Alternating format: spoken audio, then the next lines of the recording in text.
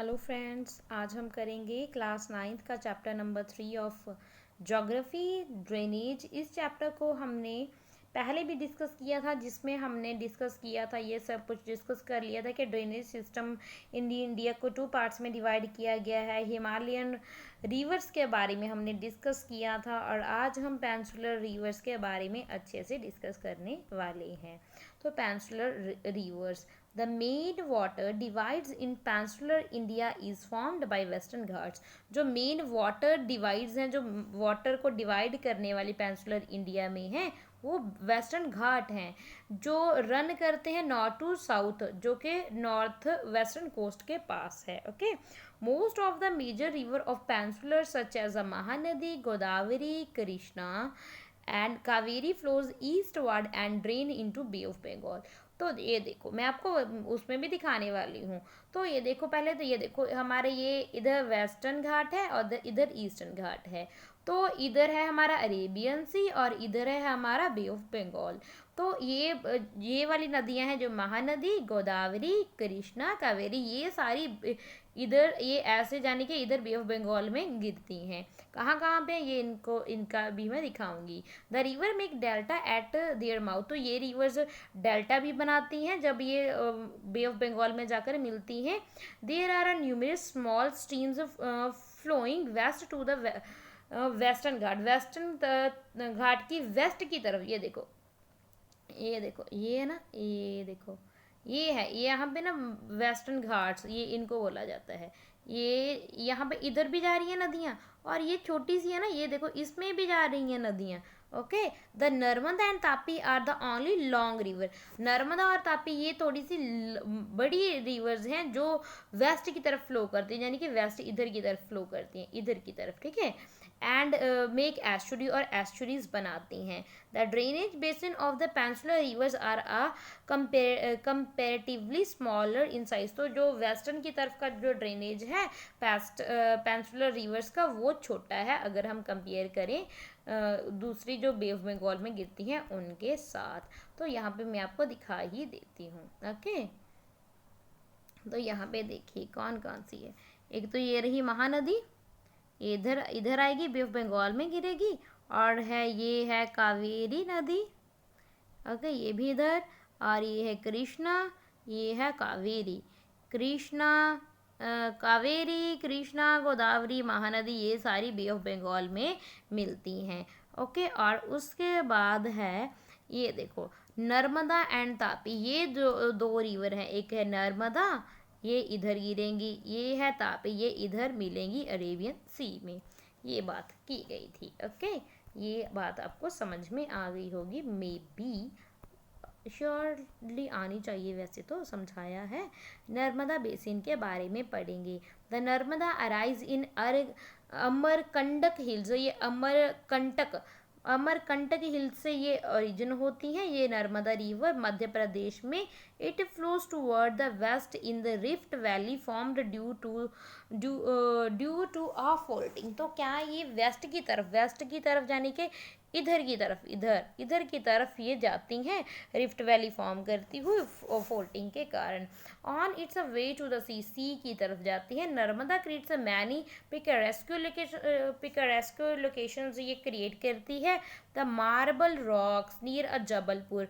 Marble rock है जो जबलपुर के पास है। Where the Narmada flows through a deep gorges, जहाँ पे ये डीप गॉर्जेस बनाती है, ये बहुत गहरी गहरी घाटियाँ बनाती है, ठीक है। And the Dhuandhar falls where the river plunges over a steep rocks and some of the notable ones. तो बहुत और भी बहुत सी ये स्टीप रॉक्स बनाती है ये रिवर। कौन सी river? Narmada river. Okay, Narmada river मैं दिखाती हूँ कहाँ पे है, आपको अकेला अकेला पढ़ेंगे फिर अच्छे से समझ में आने वाला है। तो यहाँ पे देखिए, ये देखो, ये रही नर्मदा रिवर, ठीक है, ये देखो। ओके, ये रही, फिर इधर आके मिल जाएगी, ठीक है। तो ये रही नर्मदा रिवर। ओके, देख लिया आपने कहाँ पे है, आई होप समझ में आ गया होगा। तो आगे हो गया, यहाँ पे द नर्मदा रिवर के बारे में हमने पढ़ लिया। देन डू यू नो में देखेंगे the Narmada river conservation mission has been undertaken by the government of Madhya Pradesh. Madhya Pradesh में बहती है ना, इसीलिए नर्मदा रिवर के कंजर्वेशन के लिए, इसके बचाव के लिए मध्य प्रदेश गवर्नमेंट ने स्कीम लॉन्च की थी, नर्मदा देवी नर्मदे नामामी देवी नर्मदे नमामि देवी नर्मदे नामक स्कीम शुरू की थी मध्य प्रदेश ने। क्यों शुरू की थी? नर्मदा रिवर के कंजर्वेशन के लिए। इसके बारे में आप वेबसाइट नमामि देवी नर्मदे .mp.gov.in में जाकर अच्छे से और इसके बारे में जान सकते हो। All tributaries of the Narmada are a very short, जो जितनी भी ये ट्रिब्यूटरीज हैं नर्मदा रिवर्स की, ये बहुत छोटी छोटी हैं और join the main stream of the right angle, तो ये राइट एंगल से ही इनको ज्वाइन करती हैं। The Narmada basin covered a part of the Madhya Pradesh and Gujarat, ये जो नर्मदा रिवर है मध्य प्रदेश एंड गुजरात का एरिया कवर करती है, वहाँ पे इसका जो पानी है जाता है, फ्लो करता है, ठीक है। आगे है तापी बेसिन। तापी बेसिन के बारे में पढ़ते हैं। The Tapi rise in the Satpura range, ये सतपुड़ा रेंज से ही राइज करता है। सतपुड़ा रेंज तो मैंने दिखाया था ना, प्रीवियस चैप्टर में हमने पढ़ा था जब हम पढ़ रहे थे जो लैंडफॉर्म के बारे में पढ़ रहे थे। In the Betul district of Madhya Pradesh, यहाँ पे सतपुड़ा रेंज में से तापी नदी बैतूल डिस्ट्रिक्ट है, किसका, कौन से राज्य के? मध्य प्रदेश जो राज्य है उसका डिस्ट्रिक्ट है बैतूल, वहाँ से तापी नदी सतपुड़ा रेंज से राइज होती है। It also flows in a rift valley parallel to Narmada, Narmada के ही पैरेलल में ये जाती है, but it is a much shorter in length, मगर इसकी जो लेंथ है वो नर्मदा से शॉर्ट है, छोटी है। It's basin covered a part of Madhya Pradesh, Gujarat and Maharashtra, मगर जो इसका पानी है, बेसिन है इसका, वो मध्य प्रदेश, गुजरात एंड महाराष्ट्र का रीजन कवर करता है। तो ये भी मैं आपको दिखा ही देती हूँ कहाँ पे है। ओके, ये रहा। ओके, ये देखिए आप, ये है नर्मदा, तो ये रही है ना, तो ये है तापी, ये इसके पैरेलल ही जा रही है मगर इससे छोटी है। Okay, Tapi river. Okay, I hope समझ में आ रहा होगा। ओके, हाँ जी। The coastal plain between western Ghats and Arabian sea are very narrow, तो ये देखो, पहले तो ये देखो, यहाँ पे है अरेबियन सी, है ना, तो यहाँ पे है वेस्टर्न घाट, और वेस्टर्न घाट में से ये देखो यहाँ पे ये पहाड़ियाँ हैं, है ना, पहाड़ियाँ हैं यहाँ पे, तो यहाँ पे ये जो जगह है ना, ये वाला, इसमें भी ना तो वेस्टर्न घाट और ये इसमें जो ये एरिया है बहुत नैरो है, छोटा है। Hence the coastal river are short, इसीलिए जो रिवर्स हैं बहुत शॉर्ट हैं। The main western flowing rivers are Sabarmati, कौन कौन सी? साबरमती, माही, आगे है भारत पुंजा, पेरियार, ये वाली नदियाँ बहती हैं। Find out the states in which this reverse drain the water, तो ये शायद ये भी दी होंगी रिवर आपके मैप में, छोटी छोटी हैं, छोटी छोटी हैं, ये देखो, ये छोटी छोटी हैं, बिल्कुल छोटी छोटी होंगी, वैसे तो दिखाया नहीं हुआ, ये यहाँ पे होनी चाहिए वैसे वो, ठीक है, ये बिल्कुल छोटे छोटे हैं, इसीलिए बस नेम ही आपने याद रखनी है, वैसे मैप में आपके शो नहीं किया हुआ। ओके, देन है गोदावरी बेसिन। देन है गोदावरी बेसिन। गोदावरी बेसिन देखते हैं। The Godavari is the largest peninsular river, तो ये याद रखना, ये सबसे लार्जेस्ट पेनिनसुलर रिवर है। कौन है? गोदावरी है। It rise from the slope of the western Ghat in the Nashik district of Maharashtra, तो ये वेस्टर्न घाट के नासिक डिस्ट्रिक्ट महाराष्ट्र से ओरिजिन होती है Godavari. Its length is about 1500 kilometre, इसकी जो लेंथ है 1500 किलोमीटर है। It drains into bay of Bengal, bay of Bengal में जाकर ये मिलती है। It drainage basin is also the largest among the peninsular rivers, तो ये इसका ड्रेनेज बेसिन है वो लार्जेस्ट है बाकी जो पेनिनसुलर रिवर्स हैं उनसे कंपेयर करें अगर। The basin covers part of the Maharashtra, ये जो बेसिन है ये महाराष्ट्र का 50% बेसिन एरिया जो महाराष्ट्र में है, जो मध्य प्रदेश में, उड़ीसा एंड आंध्र प्रदेश में भी इसका पानी जाता है। The Godavari is joint by the number of tributaries, बहुत सी ट्रिब्यूटरीज गोदावरी में मिलती हैं, सहायक नदियां हैं, जैसे कि पूर्णा है, वारधा है, प्रणहिता है and Manjha. Manjha, the Wainganga and the Penganga. The last three tributaries are very large. जो ये जो last three है, Penganga, Wainganga and Manjra, ये large हैं because of its length and the area is cover. तो ये length और area काफ़ी कवर करती हैं, इसीलिए इनको दक्षिण गंगा भी बोला जाता है. ओके, तो ये पहले गोदावरी को मैं आपको दिखा देती हूँ. गोदावरी रिवर को, ये रही गोदावरी, देख रहे हो ना, ये देखो, ये है गोदावरी. ओके, ये देखो, ये आ रही है इसमें से आगे, ये मिल रही है, ये मिल रही है, ये मिल रही है. और ये पेन गंगा ही बताया गया इसका नेम, बाकी का नेम नहीं बताया गया. और ये नासिम सागर, ये देख रहे हो आप, है ना. तो ये क्या है, ये क्योंकि बस इसमें आप इतना ही याद रखो लो, वही बहुत है ना. तो क्योंकि अभी आपकी क्लास छोटी है ना, जैसे जैसे आप बड़ी क्लास में जाओगे 10th में 11th में, तब आप अच्छे से पढ़ोगे इसके बारे में, है ना. तो अभी इतना जानने की ज़रूरत भी नहीं, इतना ही याद कर लो तो बहुत अच्छी बात है आपके लिए. Then Mahanadi basin, Mahanadi basin पढ़ते हैं क्या है.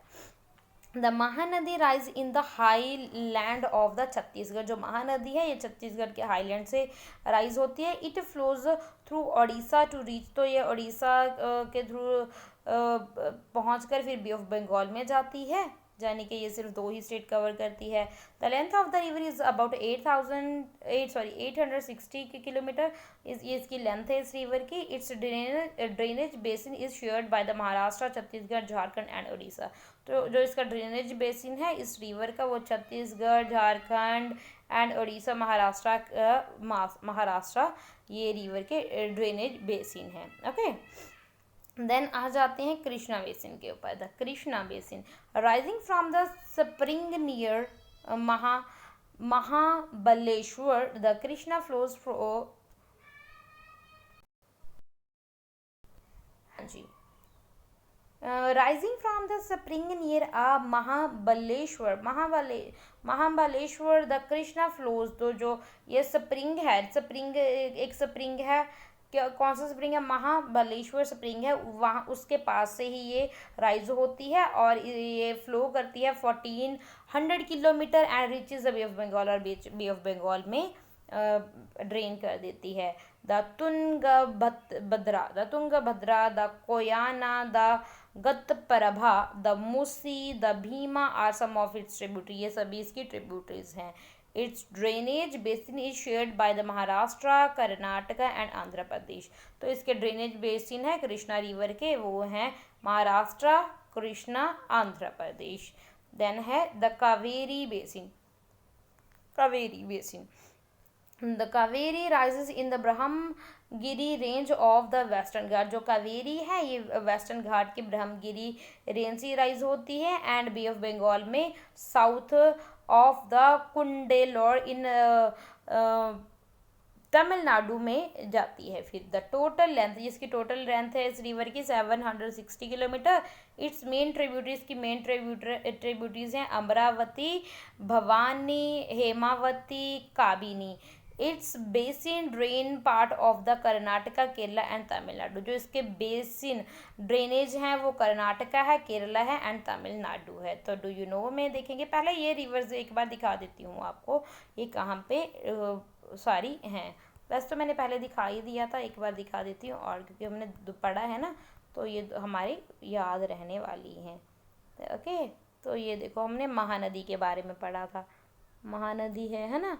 तो उसके बाद गोदावरी है, ये रही, कृष्णा है, और ये है, ये देखो ये तमिलनाडु वाले इलाके में है हमारी कावेरी. ओके, तो ये रिवर्स के बारे में हमने पढ़ा है, कहाँ से ओरिजिन होती हैं, कौन कौन सी स्टेट हैं, ये सब कुछ. ओके, कृष्णा ये अब डू यू नो वाला part. The river Kaveri makes a second biggest waterfall in India. ये इंडिया की सेकेंड बिगेस्ट वाटरफॉल बनाती है Kaveri river, known as Shivasamudram Fall. The hydroelectricity water generated from the fall is supplied to Masuru, Bangalore and a Kolar gold field. Okay, तो name biggest waterfall of India का बताना है, ये second है। Okay, first का बताना कौन सी है। बिसाइड दीज मेजर रिवर्स, ये मेजर रिवर्स के बिना there are some smaller rivers, तो और भी छोटी छोटी रिवर्स हैं जो फ्लो करती हैं ईस्ट की तरफ, जैसे कि Damodar, Brahmani, Baitarani and the Subarnika are some notable example, locate them in atlas. Atlas में देखना है आपने। तो आप ये 71% of the world surface is covered with water, जो वर्ल्ड का पूरा हमारी अर्थ है पूरे उसमें 71% वाटर है, और बट 97% ऑफ वाटर, जो 97% वाटर है ना उसमें से वो खारा पानी है। ओनली जो 3% वाटर है वो फ्रेश है, वो 3/4 of it is a tapped as ice, तो उसमें से भी जो ज़्यादातर भाग है वो आइस के फॉर्म में मिलता है। तो आगे आ जाते हैं lakes. You be familiar with the valley of Kashmir and famous Dal lake, तो आपने कश्मीर की वैली के बारे में अगर सुना है तो आपने डल लेक जो बहुत फेमस है उसके बारे में भी ज़रूर सुना होगा। The house boats and the shikaras, house boat यानी कि जहाँ पे बोट में ही हाउस बना लिए जाते हैं, है ना, तो उसके बारे में भी आपने सुना होगा, है ना।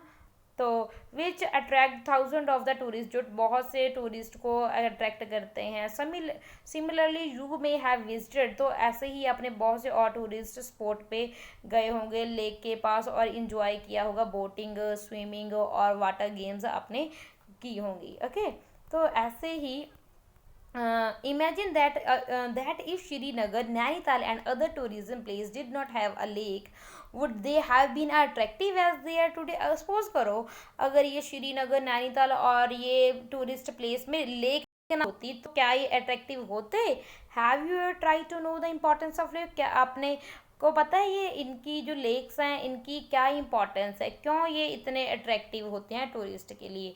Apart from attraction for tourist it is also useful for human being in a many ways, तो ये टूरिस्ट के लिए भी अट्रैक्शन का काम करती हैं और भी इनसे बहुत यूज़ हैं, ह्यूमन बहुत इससे फ़ायदे लेते हैं। Lake of the largest extend are called sea, जो लेक जब बड़े पैमाने पे होती है उसको हम सी बोलते हैं, जैसे कि Caspian, the dead and the Aral seas. Okay, India has many lakes, India में बहुत सी लेक्स हैं। These differ from each other in size, तो ये सारी साइज़ में एक दूसरे से अलग हैं और इनकी करेक्टरिस्टिक्स भी अलग हैं।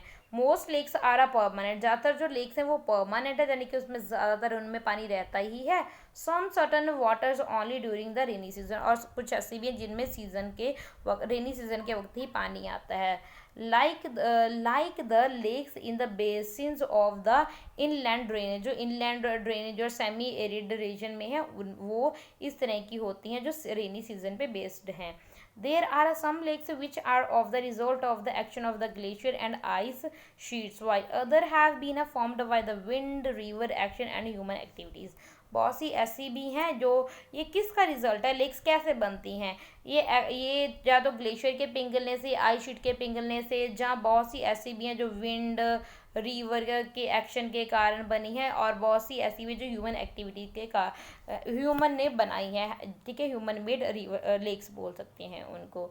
The meandering river across a flood plain form a cut off that late develops into oxbow lakes, तो मिएंडर के बारे में आपको बताया था ना, ये देखो ऐसे ऐसे नदी बह रही है मिएंडर फॉर्म में, तो क्या है ये नदी ने, ये देखो ये बह रही थी ना ऐसे, तो उसने ये वाला रास्ता छोड़कर ये इधर ऐसे से अलग बहने लगी, ठीक है, ये उसने ये वाला, ये देखो फिर ये धीरे धीरे ये वाला पानी भी इधर ऐसे आ गया, तो ये ऐसे ऐसे ना, बस ये इतना सा ये जो पार्ट बच गया ना, ये ऐसे वाला अलग से पार्ट बच गया, इसको ऑक्सबो लेक बोला जाता है। Okay,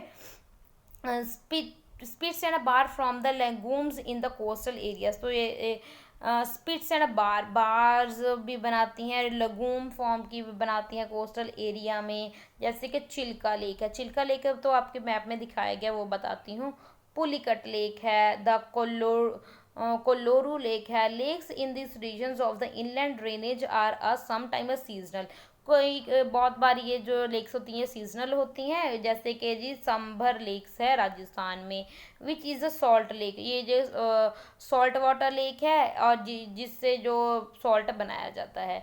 most of the fresh water lakes are in the Himalayan range. तो जो ज़्यादातर जो फ्रेश वाटर की लेक्स हैं वो हिमालयन रीजन में हैं। These are of the glacier origin, ये कहाँ से, ग्लेशियर से ही ओरिजिन होती हैं। In other words they formed when a glaciers dug out a basin, जब ये डग आउट बेसिन डग होता है तब ये बनती हैं। Which was a litre filled with the snow melt, जब फिर ये स्नो पिघल जाती है फिर ये भर जाते हैं। The Wular lake in Jammu and Kashmir, Wular lake है जैसे जम्मू एंड कश्मीर में। In contrast the result of the tectonic activity, जो वुलर लेक है जम्मू एंड कश्मीर में, वो टेक्टोनिक जो एक्टिविटी है उसके कारण बनी है। It is the largest fresh water lake, ये लार्जेस्ट फ्रेश वाटर लेक है इंडिया की। डल लेक है, भीमताल है, Nainital, Loktak and Barapani are some of the other important fresh water lake. तो ये और फ्रेश वाटर लेक्स हैं, ये है लोकतक लेक, ठीक है, ये देख सकते हो आप।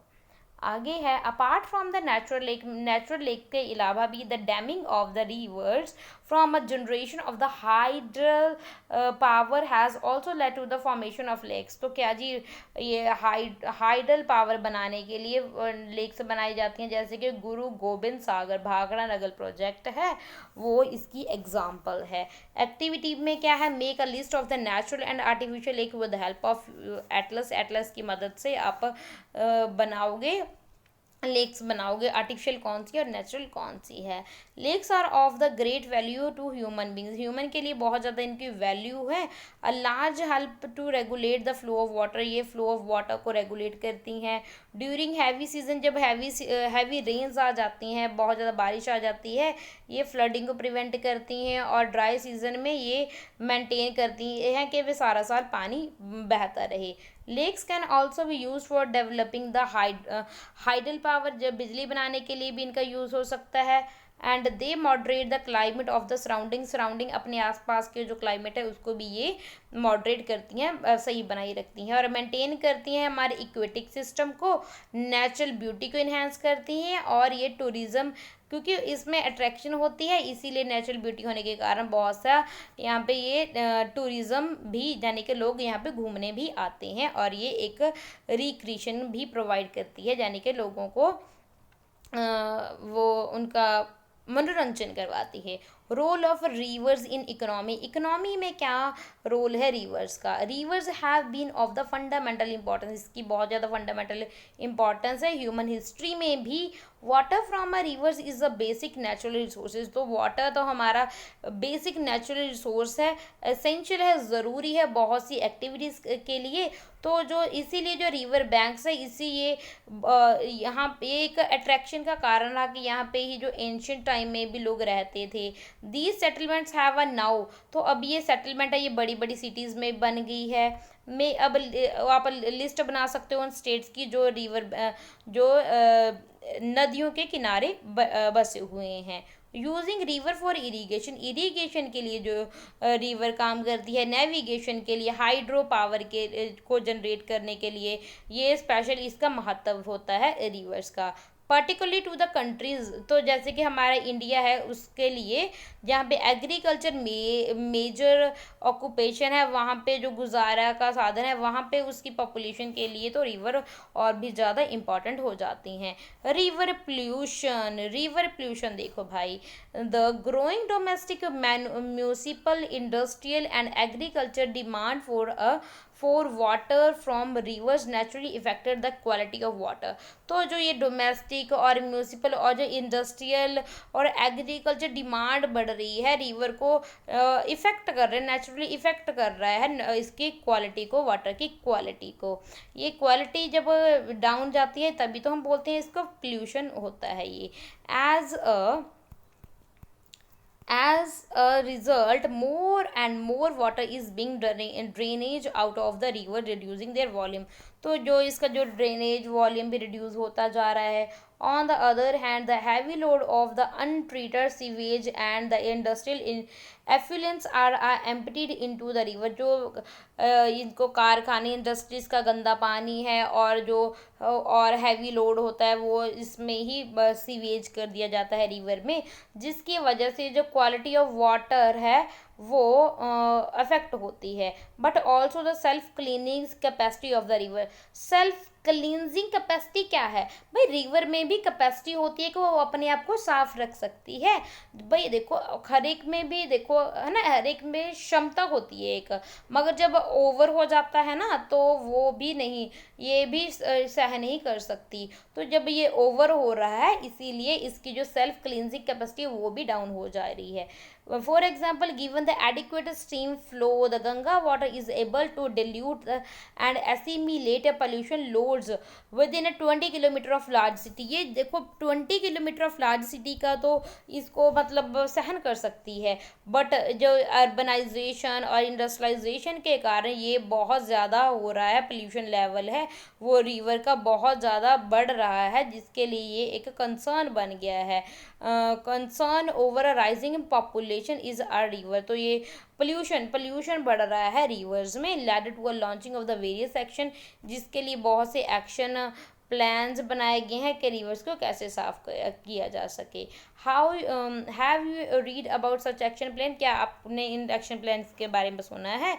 How does our health get affected by polluted river water, तो कैसे हमारी लाइफ हमारी बॉडी इफेक्ट होती है पोल्यूटेड रिवर वाटर से। तो सोचो इसके बारे में। Life of the human being without a fresh water, तो बिना फ्रेश वाटर के हमारी जो ह्यूमन बीइंग की लाइफ है वो कैसी होगी, तो इसके डिबेट कीजिए अपनी क्लास में इससे रिलेटेड टॉपिक पे। तो ये नेशनल रिवर कंजर्वेशन प्लान, जिसको NRCP बोला जाता है, the river cleaning programme in the country was initiated with the launching of the Ganga action plan.